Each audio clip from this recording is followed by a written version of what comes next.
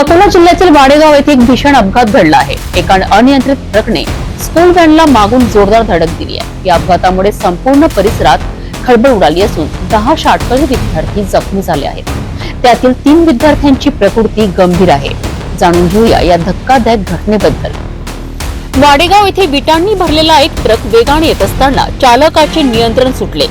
अनियंत्रित ट्रकने शाळकरी विद्यार्थ्यांना घेऊन जाणाऱ्या स्कूल व्हॅनला मागून जोरदार धडक दिली। धडक एवढी भीषण होती की स्कूल व्हॅन रस्त्यावर काही अंतरापर्यंत घसरत गेली। त्यानंतर ट्रक एका झाडाला जाऊन धडकला। अपघातानंतर व्हॅनमधील विद्यार्थ्यांच्या किंकाळ्या परिसरात घुमल्या। अपघात पाहून स्थानिक नागरिकांनी घटनास्थळी धाव घेतली आणि विद्यार्थ्यांना बाहेर काढले।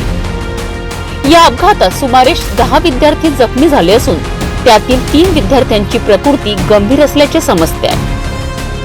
जखमींना तात्काळ अकोल्याच्या सर्वोपचार रुग्णालयात उपचारासाठी दाखल करण्यात आले आहे। अपघातानंतर परिसरातील संतप्त नागरिकांनी तात्काळ रस्ता रोको आंदोलन छेडले। प्रशासनाविरोधात जोरदार घोषणाबाजी करण्यात आली।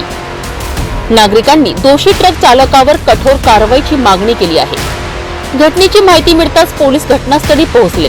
त्यांनी परिस्थिती नियंत्रणात आणली आणि रस्ता रोको मागे घेण्यासाठी नागरिकांशी चर्चा केली। पोलीस आणि प्रशासनाने घटनास्थळी त्वरित मदत कार्य राबविले आणि रस्ता मोकळा करण्याचे प्रयत्न सुरू आहेत। या घटनेनंतर पुन्हा एकदा शाळकरी विद्यार्थ्यांच्या सुरक्षेचा प्रश्न ऐरणीवर आला आहे। वाहतूक नियमांचे पालन आणि वाहन चालकांचे प्रशिक्षण याकडे प्रशासनाने लक्ष देण्याची गरज आहे। अकोला जिल्ह्यातील या भीषण अपघाताने सगळ्यांनाच हादरून सोडलं आहे। विद्यार्थ्यांच्या सुरक्षिततेसाठी सरकार आणि प्रशासनाने कठोर उपाययोजना कराव्यात अशी नागरिकांची मागणी आहे।